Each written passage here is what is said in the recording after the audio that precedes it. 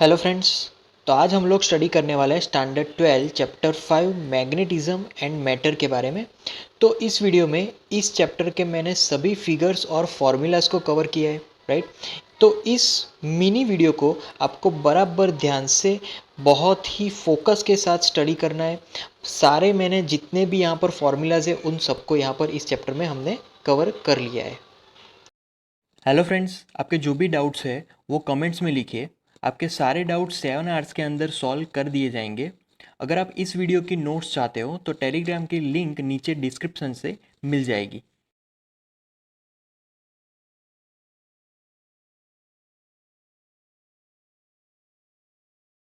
तो यहाँ पर हम लोग समझेंगे इलेक्ट्रिक फील्ड लाइंस। तो यहाँ पर अलग अलग ऑब्जेक्ट्स के अलग अलग इलेक्ट्रिक फील्ड लाइंस है।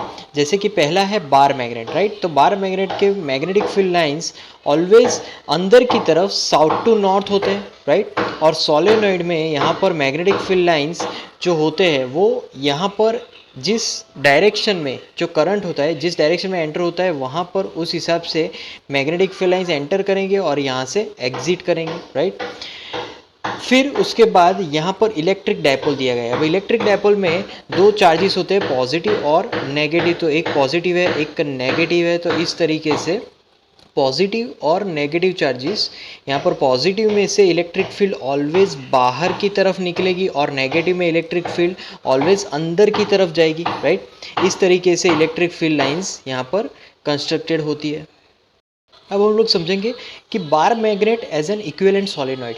तो यहाँ पर हमने एक कंडक्टिंग वायर, राइट, वायर को मैग्नीफाइड किया है और वो ध्यान में लिया है, राइट। अब यहाँ पर मैं एक dx एक स्मॉल एलिमेंट लेना चाहूँगा। अब जो भी वायर है वो सिलिंड्रिकल होगा और उसका रेडियस होगा स्मॉल है, ओके। पी पॉइंट पे यहाँ पर हम लोग मैग्नेटिक फील्ड फाइंड करेंगे, राइट। तो मैग्नेटिक फील्ड यहाँ पर पी पॉइंट पे फाइंड करेंगे। तो यहाँ पर जो मैग्नेटिक फील्ड एक्सिस पे मिलेगा, right. Due to this conducting wire magnetic field जो कि हमें एक्सिस पे मिलने वाला है उसकी फॉर्मूला लिखेंगे। तो उस मैग्नेटिक फील्ड की यहाँ पर फॉर्मूला होगी एक्सिस पे पी पॉइंट पे B is equal to mu 0 upon 4 pi into 2m upon r⁻3। इसका मतलब ये हुआ कि यहाँ पर एक्सिस पे जो भी मैग्नेटिक फील्ड मिलेगा that is B proportional to cube of distance of cube, right. B proportional to 1 upon r³ उसकी फॉर्मूला होगी, राइट। तो यहाँ पर हम लोग अगर जो हमारी फॉर्मूला है, राइट, अगर उसकी बात करें, अगर सेम फॉर्मूला को हम लोग मैग्नेटिक मोमेंट के फॉर्म में अगर लिखें, राइट, तो यहाँ पर फॉर्मूला थोड़ी सी चेंज हो जाएगी, राइट। तो वो फॉर्मूला चेंज होकर म्यू 0 इंटू क्यू एम यहाँ पर हो जाएगा पोल स्ट्रेंथ, राइट, अपॉन 4 पाई r²। तो अगर बार मैग्नेट के फॉर्म में, अगर मान लीजिए कि यहाँ पर ये बार मैग्नेट हमने ध्यान में लिया, तो बार मैग्नेट के फॉर्म में अगर सेम फॉर्मूला लिखेंगे तो म्यू 0 क्यू एम अपॉन 4 पाई r², जहाँ पर क्यू एम होगा पोल स्ट्रेंथ, राइट। तो यहाँ पर अब the dipole in a uniform magnetic field. तो यहाँ पर हमने एक डायपोल यूनिफॉर्म मैग्नेटिक फील्ड में रखा है। ये हमारा एक्सटर्नल मैग्नेटिक फील्ड है, राइट। तो डायपोल को हमने इसके अंदर रखा है। तो d2 theta upon dt2 is equal to minus m into B upon I inertia वाला ही है इंटू थीटा। तो एक्चुअल में यहाँ पर एंगुलर डिस्प्लेसमेंट है उसका टू टाइम डिफरेंशिएशन हुआ, that is equal to minus of magnetic moment into magnetic field upon inertia into angular displacement, right. अब इसी का अगर रोटेशन हो रहा है तो उसका टाइम पीरियड अगर फाइंड करें तो उसकी फॉर्मूला होगी t is equal to 2 pi under root moment of inertia upon magnetic moment upon यहाँ पर मैग्नेटिक फील्ड होगा। मैग्नेटिक फील्ड को अगर सब्जेक्ट बनाएंगे तो b is equal to 4 pi square I upon m into T square आएगा, right. अब अगर ये सिस्टम की हम लोग पोटेंशियल एनर्जी की बात करें, क्योंकि यहाँ पर फोर्स लग रहा है, राइट, तो फोर्स के साथ एनर्जी भी यहाँ पर कंसिडर कर सकते हैं। तो एनर्जी पोटेंशियल एनर्जी के फॉर्म में यहाँ पर सिस्टम के पास इतनी एनर्जी स्टोर है, तो U M is equal to minus vector M into vector B, right. Magnetism and Gauss law. तो यहाँ पर हमने एक ऑब्जेक्ट ध्यान में लिया है और उस ऑब्जेक्ट को हमने एक एक्सटर्नल मैग्नेटिक फील्ड के अंदर रखा है, राइट। अब उसको उस ऑब्जेक्ट का जो एरिया वेक्टर है वो अपवर्ड डायरेक्शन में और मैग्नेटिक फील्ड की डायरेक्शन इस डायरेक्शन में, तो दोनों के बीच का जो एंगल है वो है थीटा। तो उस टाइम पे उसका जो मैग्नेटिक फ्लक्स होगा that is phi B is equal to sigma of all delta phi B. जो भी हमने यहाँ पर स्मॉल एलिमेंट लिया है, वैसे बहुत सारे स्मॉल एलिमेंट्स से यहाँ पर ये पूरा ऑब्जेक्ट बना है, तो हमें यहाँ पर सिग्मा लेना होगा और सभी स्मॉल एलिमेंट्स का summation of magnetic flux, right. So that is equal to sigma all vector B dot vector D S, मतलब कि magnetic field into area vector, right. तो यहाँ पर जीरो होगा क्योंकि जो भी मैग्नेटिक फील्ड अंदर एंटर होगी वही मैग्नेटिक फील्ड एग्जिट भी होगी, राइट। तो इसीलिए हम लोग अगर नेट मैग्नेटिक फील्ड के हिसाब से इसकी अगर मैग्नेटिक फ्लक्स फाइंड करें तो वो हमें जीरो मिलेगा। तो यहाँ पर है दी अर्थ्स मैग्नेटिज्म। तो अर्थ्स मैग्नेटिज्म में यहाँ पर पहले तो दो इक्वेटर है, magnetic equator and geographic equator. Magnetic equator geographic equator से थोड़ा सा टिल्टेड है, इसीलिए हमारा जो मैग्नेटिक मेरिडियन है वो उसके परपेंडिकुलर होगा। तो मैग्नेटिक इक्वेटर के परपेंडिकुलर मैग्नेटिक मेरिडियन, राइट। अब यहाँ पर जियोग्राफिक नॉर्थ पोल है, ये जियोग्राफिक साउथ पोल है, तो उसी हिसाब से जैसे जियोग्राफिक इक्वेटर के परपेंडिकुलर हमारे यहाँ पर पोल्स है, वैसे ही मैग्नेटिक इक्वेटर के परपेंडिकुलर यहाँ पर मैग्नेटिक मेरिडियंस है। तो यहाँ पर साउथ मेरिडियन है और जो नॉर्थ मेरिडियन है वो हमें यहाँ पर मिलेगा नॉर्थ मेरिडियन, राइट। उसके बाद है magnetic declination and deep angle. तो यहाँ पर हमारा जो मैग्नेटिज्म है वो नॉर्थ थोड़ा स्लांटेड है और साउथ इस तरह का स्लांटेड है।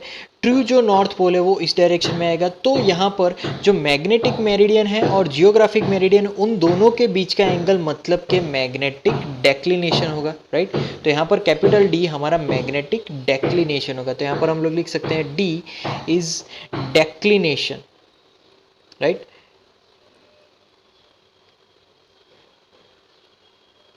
D is declination. तो अगर मैग्नेटिक डिप की बात करें तो यहाँ पर नॉर्थ मेरिडियन, राइट। अब यहाँ पर हम लोग आई मतलब के मैग्नेटिक डिप की बात करें तो horizontal, right, this is horizontal component. अब हॉरिजॉन्टल कंपोनेंट और वर्टिकल कंपोनेंट के बीच जो एंगल हमें मिलेगा that is magnetic dip, right. And Z यहाँ पर रिजल्टेंट है दोनों का। सिमिलरली यहाँ पर पी पॉइंट पे हम लोग यहाँ पर deep angle and magnetic declination की अगर डिस्कशन करें तो यहाँ पर जो ट्रू नॉर्थ है वो और हॉरिजॉन्टल, राइट, उसके बीच जो एंगल है वो हमारा डीप एंगल है, राइट। और यहाँ पर एच ई और बी के बीच जो एंगल है वो हमारा डीप एंगल होगा, राइट।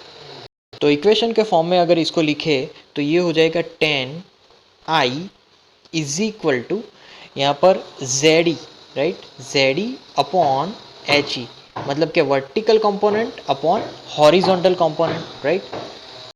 तो यहाँ पर मैग्नेटाइजेशन एंड मैग्नेटिक इंटेंसिटी की बात करेंगे तो vector M is equal to vector M net upon B, मतलब कि magnetization is equal to net magnetic moment upon volume of that object, right. तो ये मैग्नेटाइजेशन की इक्वेशन होगी।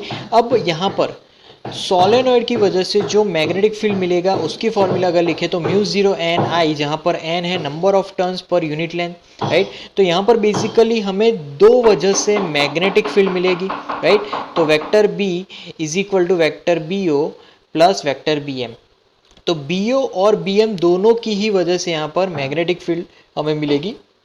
तो मैग्नेटाइजेशन की वजह से मैग्नेटिक फील्ड मतलब कि vector B M, right, and vector H is equal to vector B upon mu o minus vector M, right. तो vector B is equal to mu o bracket vector H plus vector M, right. दोनों का combination हमें complete magnetic field दिलाएगा। अब यहाँ पर जो magnetisation है उसकी दूसरी फॉर्मूला होगी vector M is equal to chi, chi magnetic susceptibility है इनटू वेक्टर एच, राइट।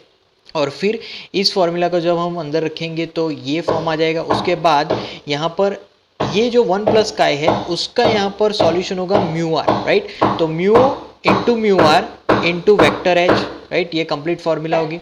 अब यहाँ पर म्यू इंटू म्यू आर मतलब के म्यू मतलब के permeability in vacuum, this is relative permeability, और यहाँ पर जब मीडियम होगा तब की परमिएबिलिटी, राइट। तो इस तरीके से हम लोग लिख सकते हैं कि mu is equal to mu o into mu are, right. तो mu o into mu r means 1 plus chi, right. तो इस तरीके से हम लोग मैग्नेटाइजेशन एंड मैग्नेटिक इंटेंसिटी की फॉर्मूला डिराइव कर सकते हैं। तो डायमैग्नेटिज्म मटेरियल में जब कभी भी इस डायमैग्नेटिक मटेरियल को हम एक्सटर्नल मैग्नेटिक फील्ड में रखेंगे, राइट, एक्सटर्नल मैग्नेटिक फील्ड में वहाँ पर जो मैग्नेटिक फील्ड लाइंस है वो एक्सपेल हो जाएगी, मतलब कि उस मटेरियल से बाहर निकल कर चली जाएगी, राइट। तो इस डायमैग्नेटिक मटेरियल का खास चीज़ ये है कि मैग्नेटिक ससेप्टिबिलिटी नेगेटिव होती है और रिलेटिव परमिएबिलिटी उसकी ज़ीरो होगी। अब इसके एग्जाम्पल की बात करें तो पहला है बिस्मथ, दूसरा कॉपर, तीसरा lead, silicon, nitrogen at STP, right. फिर आता है वाटर, पानी और सोडियम क्लोराइड। ये सारे एग्जाम्पल्स है डायमैग्नेटिक मटेरियल के लिए। अगर पैरामैग्नेटिक मटेरियल की बात करें तो जब पैरामैग्नेटिक मटेरियल को हम एक्सटर्नल मैग्नेटिक फील्ड के अंदर रखेंगे, राइट, तो उसमें से magnetic field line easily enter होके पास आउट हो जाएगी, राइट। अगर इसके मैग्नेटाइजेशन की बात करें तो M is equal to C B O upon T आएगा, राइट। मतलब कि magnetization directly proportional to magnetic field and inversely proportional to the temperature, absolute temperature. अब यहाँ पर ससेप्टिबिलिटी की अगर बात करें तो पैरामैग्नेटिक मटेरियल के susceptibility chi is equal to C mu upon T, right. C यहाँ पर है क्यूरीज कांस्टेंट। फेरोमैग्नेटिक मटेरियल की अगर बात करें तो फेरोमैग्नेटिक मटेरियल फिगर में जैसे डोमेन्स दिखाए गए हैं, राइट, उस तरीके से फेरोमैग्नेटिक मटेरियल का कंस्ट्रक्शन होता है। यहाँ पर अलग अलग डोमेन्स होते हैं, राइट, और डोमेन्स के अंदर जो मैग्नेटिक मोमेंट है वो रेंडमली अलाइन होते हैं। यहाँ पर कोई भी पर्टिकुलर एक डायरेक्शन नहीं होती, राइट। बट जब कभी भी फेरोमैग्नेटिक मटेरियल को हम लोग एक्सटर्नल मैग्नेटिक फील्ड के अंदर रखेंगे तो जैसे जैसे ये जो वॉल्स है डोमेन्स की वो ब्रेक होती चली जाएगी और यहाँ पर डोमेन्स एक डायरेक्शन में भी अलाइन होंगे। हाँ, एक चीज़ है, यहाँ पर 100% वो अलाइन नहीं होंगे, बट ऐसा बोला जा सकता है कि अगर नेट मैग्नेटाइजेशन की अगर बात करें तो हमें एक ही डायरेक्शन मिलेगी और यहाँ पर ये बी ओ है, मतलब कि एक्सटर्नल मैग्नेटिक फील्ड की डायरेक्शन में ही सारे मैग्नेटिक मोमेंट अलाइन होने वाले हैं, राइट। तो यहाँ पर जो डोमेन है वो एज अ वॉल का काम करती है, बट वो अगर हम लोग मैग्नेटिक फील्ड के अंदर रखेंगे तो वो जो वॉल है वो टूटने लगेगी और मैग्नेटिक मोमेंट्स एक डायरेक्शन में अलाइन हो जाएंगे, राइट। अगर यहाँ पर हम लोग इक्वेशन की बात करें तो chi magnetic susceptibility of ferromagnetic material, तो Curie's constant upon temperature minus T C, right. T C मतलब कि क्यूरीज टेम्परेचर। अब यहाँ पर ऑलवेज एक चीज़ हमें ध्यान में रखनी है कि जो टेम्परेचर हम लोग प्रोवाइड करते हैं that is always greater than curies temperature, क्योंकि अगर क्यूरीज टेम्परेचर से कम टेम्परेचर प्रोवाइड करेंगे तो वो डोमेन्स कभी टूटेगी ही नहीं, राइट। तो यहाँ पर ये चीज़ हमें ध्यान में रखनी है। हिस्टेरिसिस एक फिनोमिनन है। जब कभी भी हम लोग मैग्नेटिक मटेरियल को सोलेनॉइड के अंदर रखेंगे और एक डायरेक्शन में करंट प्रोवाइड करेंगे, राइट, तब उसका मैग्नेटिक फील्ड इंक्रीज होगा, राइट। तो इस तरीके से उसका मैग्नेटिक फील्ड इंक्रीज होगा। अब मान लीजिए कि हम लोग उसी करंट को रिवर्स कर देते हैं तो मैग्नेटिक फील्ड फिर रिवर्स जाएगा और फिर रिवर्स डायरेक्शन में भी वो इंक्रीज होगा और सैचुरेशन पॉइंट पे पहुंचेगा। तो इस तरीके से बार बार मैग्नेटिक मटेरियल में हम लोग अगर करंट की डायरेक्शन को चेंज करवाए तो इस तरीके से हमें लूप मिलती है जिसको हम लोग हिस्टेरिसिस बोलते हैं। अब जब एच की वैल्यू ज़ीरो होगी तब बी की जो भी वैल्यू होगी उस वैल्यू को हम लोग बोलेंगे रिटेंटिविटी और रेमेनेंस। और दूसरी फिनोमिनन में जब बी की वैल्यू ज़ीरो होगी तब एच की वैल्यू को हम लोग बोलेंगे कोअर्सिविटी, राइट। तो परमानेंट मैग्नेट्स की अगर बात करें तो परमानेंट मैग्नेट्स हमें यहाँ पर अगर बनाने हैं तो इलेक्ट्रोमैग्नेटिज्म एक अच्छा कॉन्सेप्ट है। जैसे कि मैग्नेटिक मटेरियल को जब कभी भी हम लोग इस हेलिकल कंडक्टिंग वायर में रख के फिर उसको बैटरी से कनेक्ट करेंगे और जब उसमें से करंट फ्लो होगा, राइट, तो तब वो मैग्नेटिक मटेरियल उसकी अगर जो मैग्नेटिज्म अच्छी होगी तो वो अच्छे से मैग्नेटिज्म को अपने अंदर पजेस करेगा, राइट। तो यहाँ पर वही मैग्नेटिक पाएगा कि जिसकी जो मैग्नेटिज्म कंडक्ट करने की कैपेसिटी ज़्यादा होगी और वो पर्टिकुलर मटेरियल है सॉफ्ट आयन, राइट। तो जनरली हम लोग